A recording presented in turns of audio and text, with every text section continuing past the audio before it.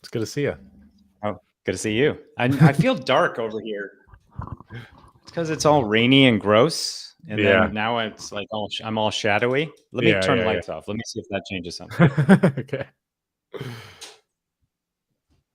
Oh, I thought it had I the don't opposite know. effect. I don't know. Worse? It's just terrible lighting.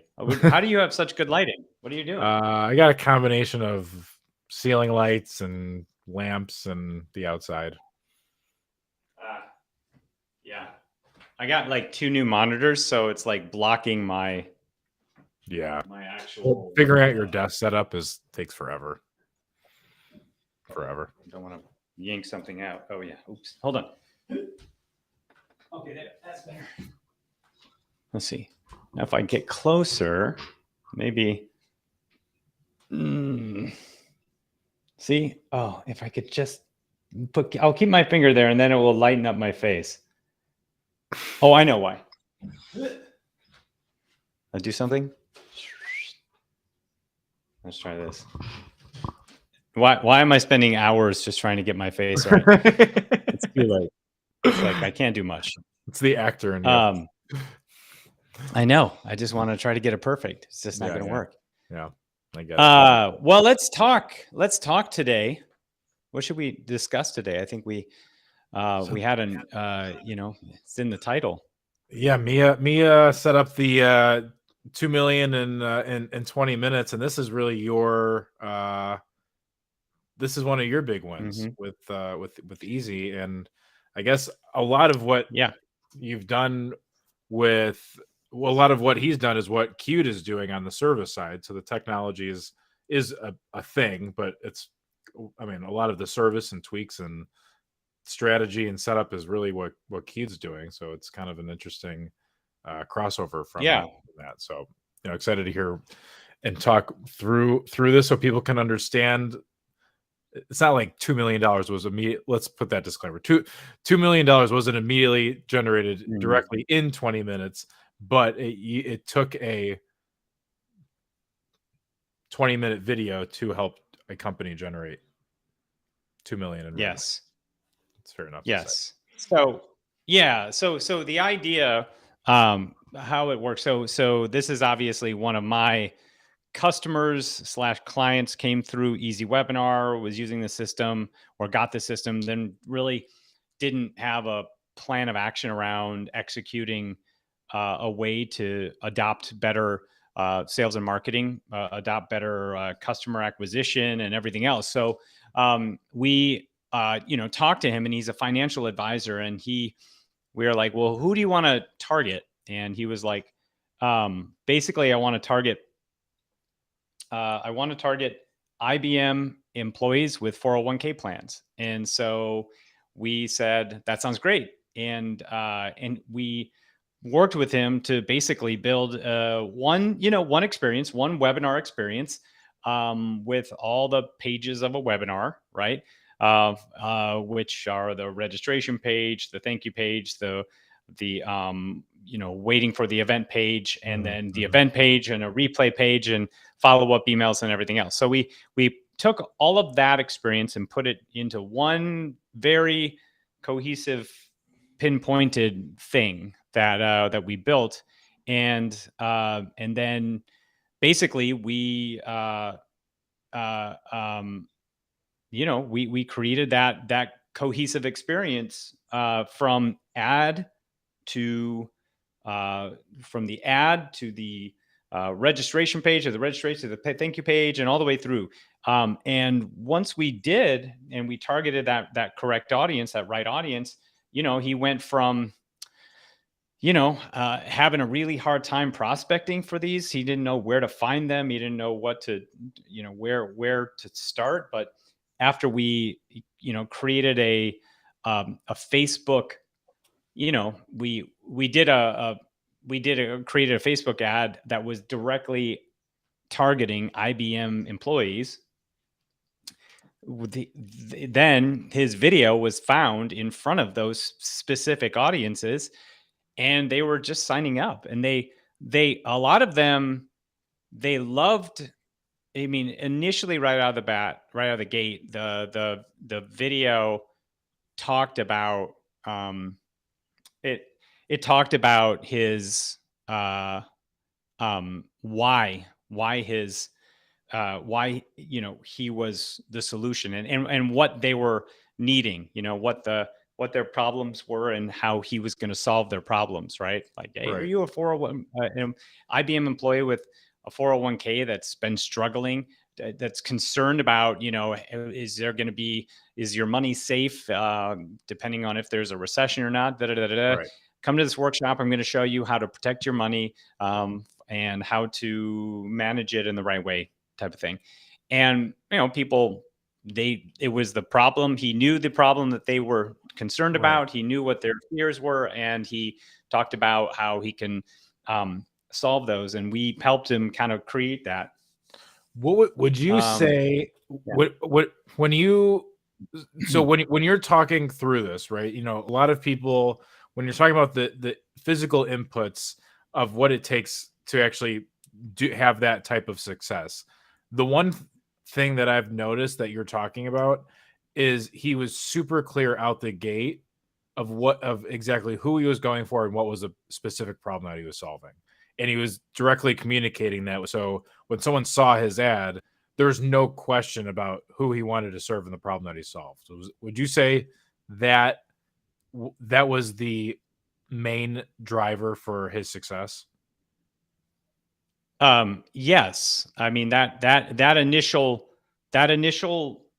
part that hooked them in, because it, the everything in the video was intended to say, call out IBM employees, right? So Right.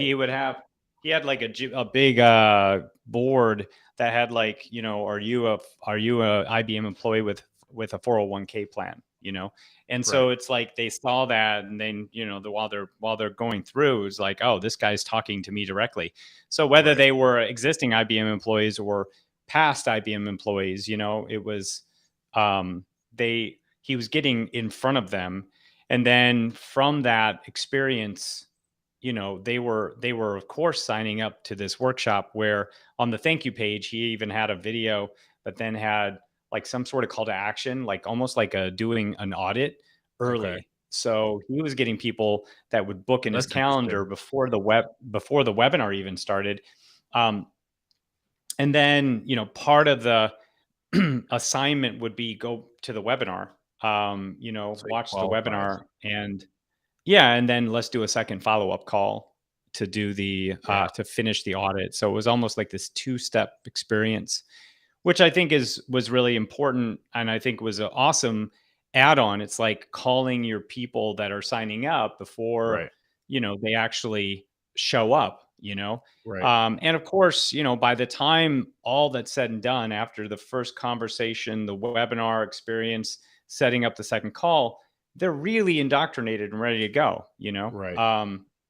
So that's the Gotcha. flow, that's what happens. So if And I'm, that's how, yeah. I'm sorry, go ahead. That's how what? No, that's why that's why it worked.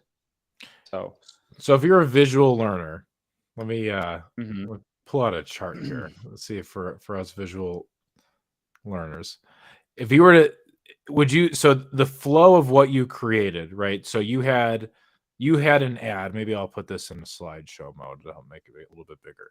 So if you had an ad, you had an ad that was going directly to like a sign up page, right? That though this was like the webinar registration page. So you're saying, if you're an IBM employee, you need to see this, and then they would click on that, and then they would hit like a sign up page like this, correct? Yep. Yeah, they would go from the reg page to the webinar thank you page that also had a video that had a call Okay. to action in the video itself. Okay. And then they would get emails prior to the event starting. Indoctrination pages, Right. they're more like emails, like we Okay. didn't necessarily say send them out to a different video page. And that is something we've done before for other people, where it's like, hey, we go to this one page where you share one of your 3 shifts that you talk about in your webinar, that goes to that particular video that talks about that particular shift, right? And all this stuff is intended to create a better sales experience. It's all intended to do the heavy lifting of sales and marketing. So, but we all we did is he had 3 emails that framed why they need to show up. Whether there was maybe a case study type of thing in there, or something that preceded why they need to be there. That's kind of what those emails were. And then they showed up to the webinar. And if they didn't show up, they would obviously get replay email notifications as well, follow-up funnels, follow-up emails, whether they did show up or not, whether they took action or not, they would get those emails. Okay. So you're taking them from an ad platform to your own ecosystem. You're collecting their information.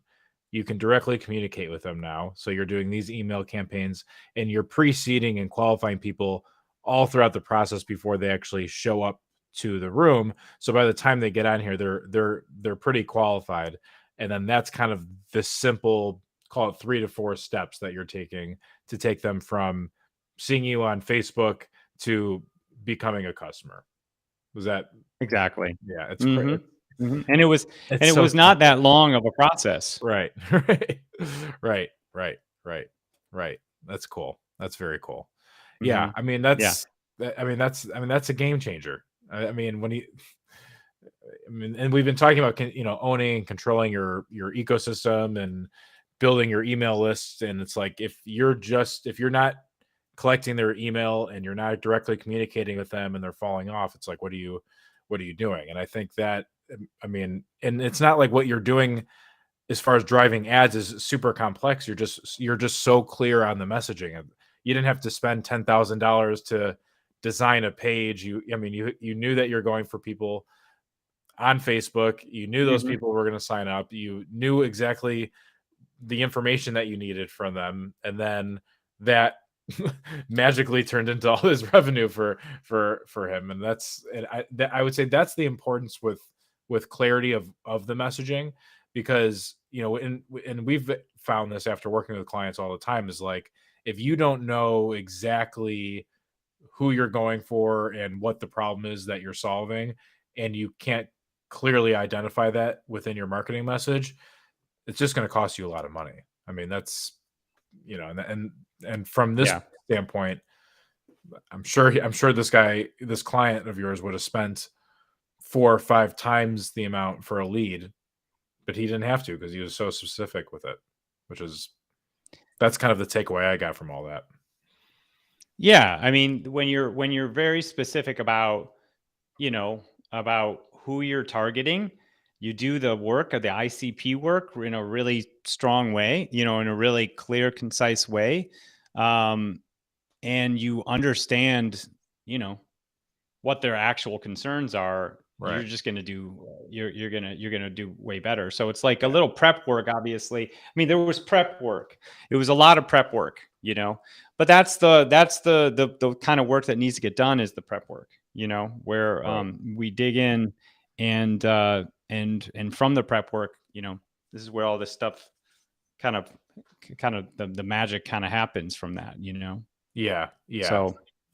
So there was a question that just came in about like not knowing, like, what if you don't know your audience? How do you identify that? How do you figure out what's the specific problem that you're solving for your audience? Like, what is that, right? And so I think it's a good question, because when people are trying to identify who they're serving, right? And you said there's a lot of prep work. Like, what would be that thing that you would start with? Yeah, I mean, I think that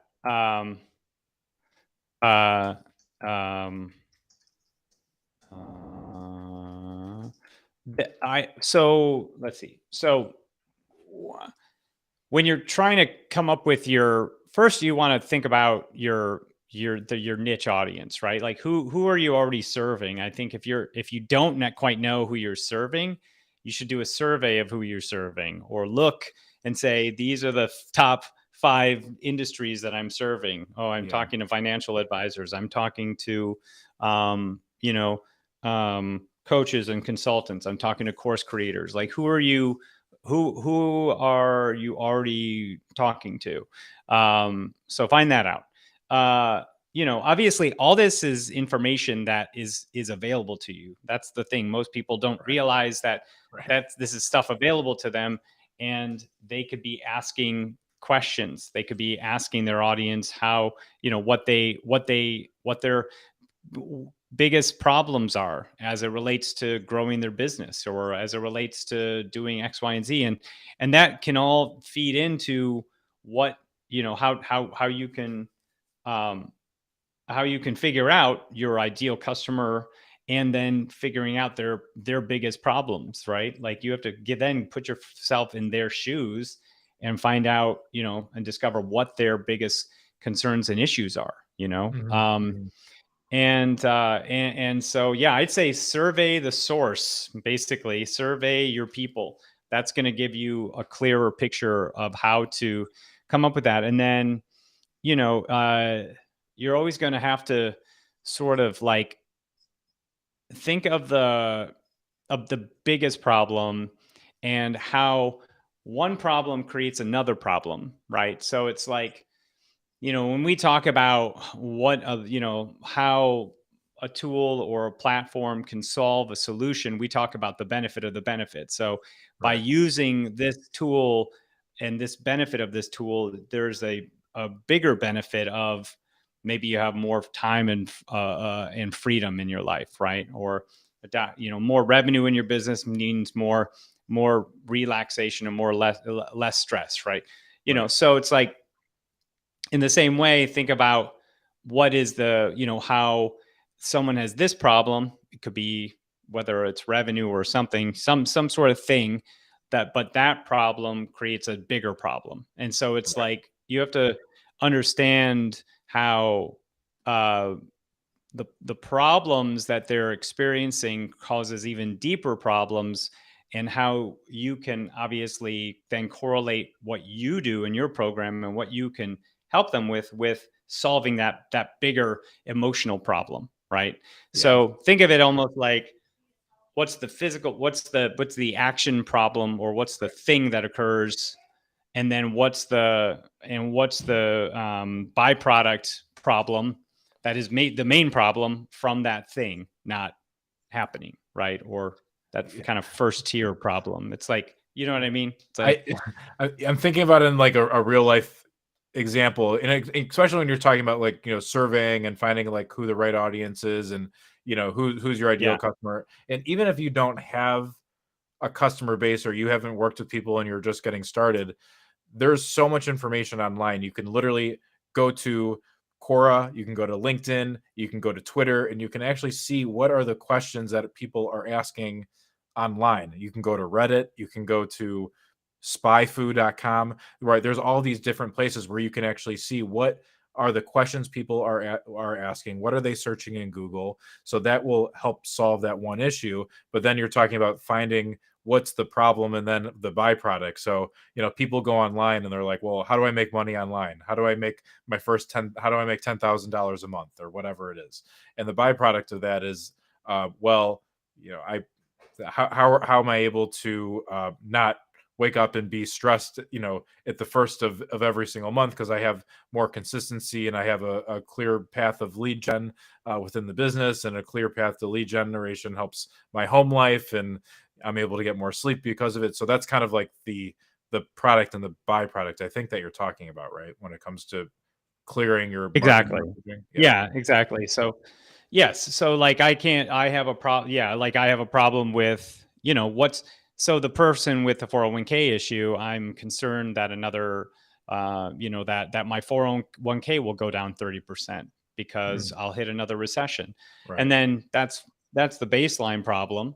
the fundamental problem of that is that I have no security net. I'm getting older.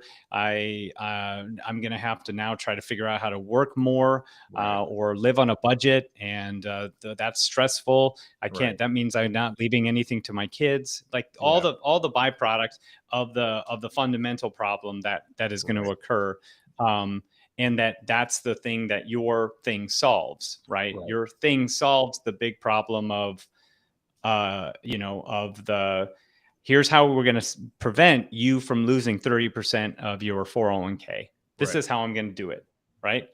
And by doing this, this is going to stop you from having all these other problems as a byproduct, which those are the emotional problems, which are, fundamentally the big reasons as to why someone will do this. Right. Like it's focusing on both of those, right? It's focusing on both. Like, hey, I'm going to show you how you can how you can potentially not lose 30% of your retirement. Obviously, if you lose 30% of your retirement, these are the feelings you're going to have. So, I mean, it's pretty simple, but just don't put that's kind of like money in the. I was going to say, don't put your money in the Silicon Bank. Did you hear about all that? In the wait, what? Put your money in the what? About the I think it was Silicon Valley was at SoftBank where the FDIC took over today. Oh no, I didn't. No, I haven't even checked any news today. What happened? Wait. This is I need to get super clear on which one this happened for, because I want to get the name right before I speak. Okay. Whatever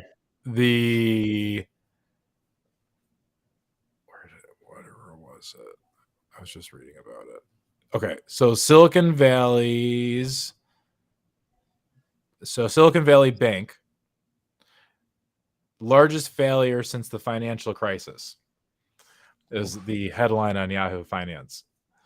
So we can talk about that after. Do you want to move into that real quick? Because I don't. If you didn't hear about it, it's crazy. So yeah, tell me what happened. Yeah, go ahead. In short, I'll find a simple way to put it. If you got $10 million or whatever in a bank, right? $250,000 is secured by the FDIC. It's up to the bank with however else they're gonna invest it. 87, I think it was like 87% of their money was not insured by the FDIC that was actually being managed. And they put that, and because of what's been going on with inflation, and most of their money was into the government bonds, and they had to go sell the bonds because the rates were going up. They took a $1.8 billion loss, which is basically a full year of revenue for the company. So now all these people who had, 10 million, 5 million, whatever, anything over 250 grand in the bank, that all these venture capital companies and funds tell them and their clients to put money in, are all held up and they can't get access to it. Whoa. So no one can get access, so that no one's buying anything right now then, because they can't. They stopped trading that. They can't trade in the public markets anymore. They took it over. Oh my God. It's like, what's that doing to the stock market? The downward impact of tech companies because of that's going to be really ugly. Whiffed. Wow. And VC funds. Jeez. Yeah, it's like 2008, like, getting bailed out by the, big banks getting bailed out by the government happening just specifically in the tech space. Oh my God. Yeah. Wow. Yeah. Well, there's something, I mean, obviously being small tech founders, it's like, hopefully we won't feel that as, obviously that's fine. For the big guys, right? Yeah. We're not VC backed, right? Yeah. That's crazy. Wow. Anyways. Yeah. So I hope that, as far as the, going back to the case study stuff, feel like we added a lot of clarity on honing down your messaging, your targeting, and the whole idea is not to get over complicated with the tech stuff. And I think that's what people do. They get so hung up with all the other design and tech, and it's just like, you're putting something out there, do that, get feedback, and then make improvements. But I think what everything that you were talking about was really around messaging and not all the other stuff. And that was my big takeaway with your 2 million and 20-minute case study for to put a bow on it. Yeah. I think it's about again, having the continuity all the way through, looking at the front, the top of the funnel, and being able to assess the problem, and then expounding on that problem throughout the funnel into a shorter webinar. The webinar was only, as I said, 20 minutes long. Right. And it was able to, attract and qualify. But the qualifications didn't just happen from the webinar. It was all the steps that did every, right. Every step had its own unique part to indoctrinate somebody in, so yeah. The mini steps. You gotta be thoughtful with it. That's for sure. It's hard. Yeah. But I mean, once you say, okay, this is the framework I'm going to use, I'm going to use a webinar framework, done and done. Then now it's just a question of rinse and repeat that whole same flow. You just showed it, the, what you're doing in all the steps, what you have to do. Right. And once you know what you have to do, there's a specific script that goes out to try to get somebody in. There's they sign up for the webinar. There's a thank you page video encouraging them to show up to the workshop and why. There's maybe a call to action there. And then the webinar, is the heavy lifter, and that, you can see what they're doing. Now there's other micro things that you could do on top of that to increase conversions, but the end of the day, you need to start with that framework, the fundamentals of framework, and then, go from there. Yeah, so 100%. Yeah. So cool. That's awesome. Yeah. Anything else that we missed for the 2 million in 20 minutes, or you think we kind of covered it? Anything else you want to chat about? Well, I know that his he was able to land a customer who had a $2 million asset, and he was able to basically, he was managing that guy's money, and he sold them into a continuity program on a monthly basis to do beyond management. It was also like, I'll give you updates on a monthly basis on what's happening in the market or something. So we got him even into some sort of like newsletter continuity thing, which I thought was really an interesting thing as well, beyond just like managing his money and getting a percentage of that, of course, through just managing his money. So I thought that was a really interesting use case for financial person. And I think all of that was, he was still, it was obviously, the financial services, industry is heavily regulated, and he was still within those regulation parameters. So he wasn't like violating anything. Right. Which you have to also stay mindful of that. And he was very mindful. Like, he didn't promise anything, he wasn't saying, oh, you're going to get this or that, or I can make sure or guarantee. Right. Yeah. Like we had to work pretty hard on making sure it was, that every regulation was also so compliant. Considered. Yeah. We had to be needed to be very compliant. So, so we took him through that experience, and that's, we were able to still do that, even, from the copy on the pages, the video, and what they can and cannot say, so, so it's doable, especially for highly regulated industries. It's still doable. You just have to be more mindful about those regulations.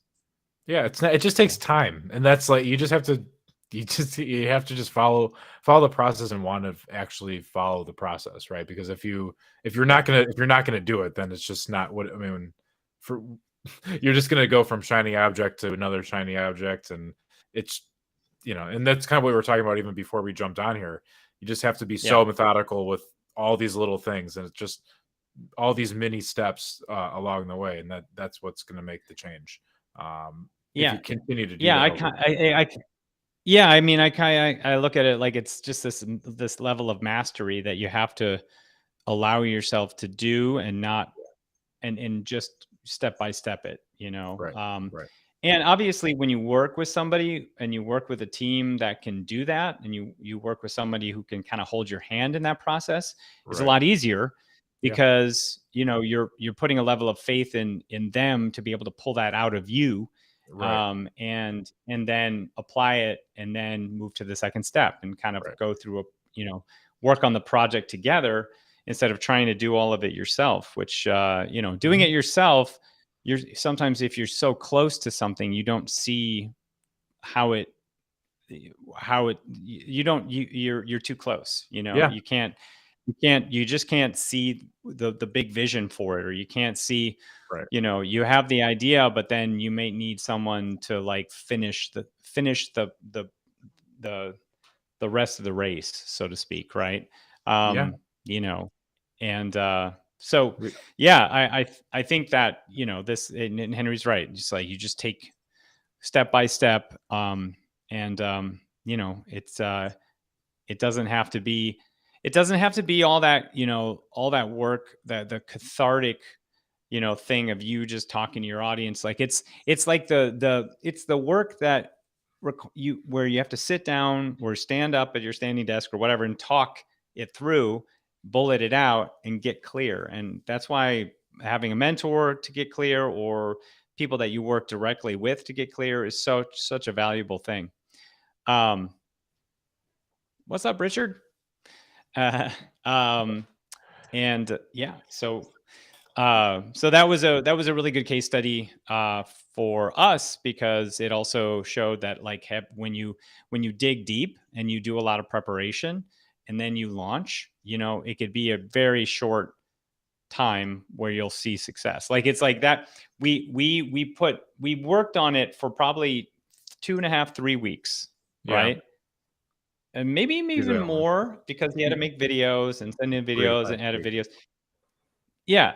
And then after that, it was like a launched, and a week after it launched, like it was like, or no, it was a couple days after he launched that did we see this flow. Like it's like turning on a faucet. It was like instantly we started seeing people signing up, and then that prospect came in probably on day 2, and he closed him, within probably a week after that. So, but all the pieces were already there. Yeah. It's a product market fit. All right. That's cool. That's very cool. It's pretty cool. Yeah. I was going to say something, and I totally forgot, but I thought it was about what you were doing with him. Never. It'll come to me later. Oh, well. Okay. Cool. Okay. No problem. Yeah. Let me know when. Anyways.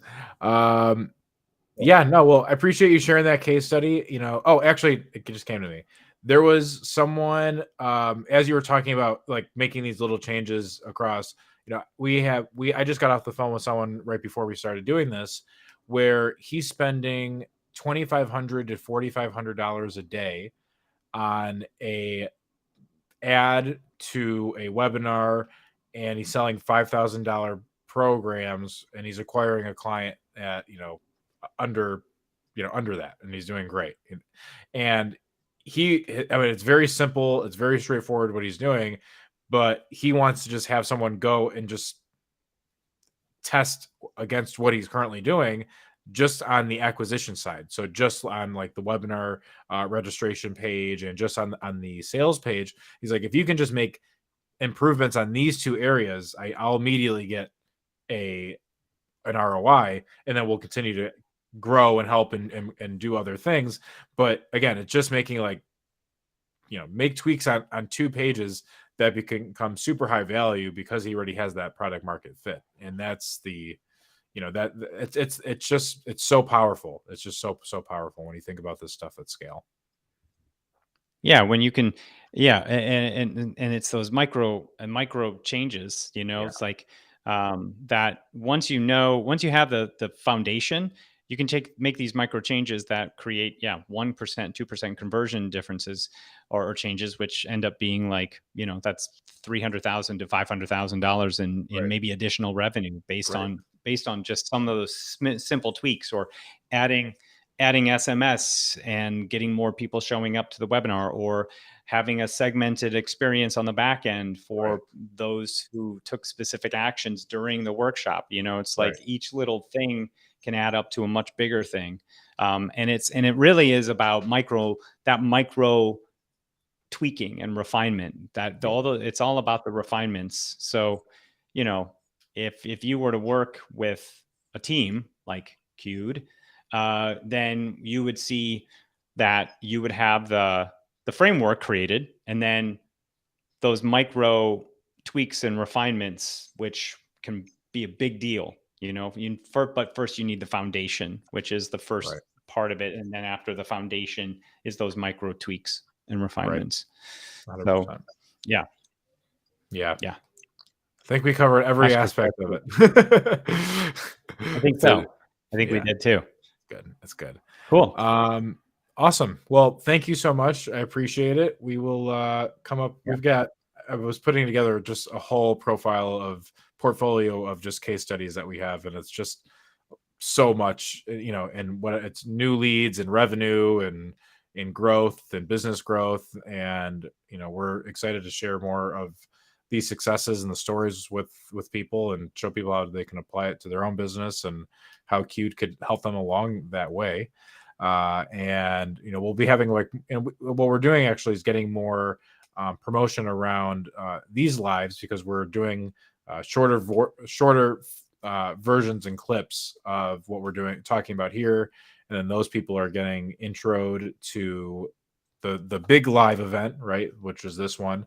And then people here are going to be able to get access and watch the actual trainings that we do on our webinars, where we collect your email so we can show you how to collect other people's email. So that's pretty much it. So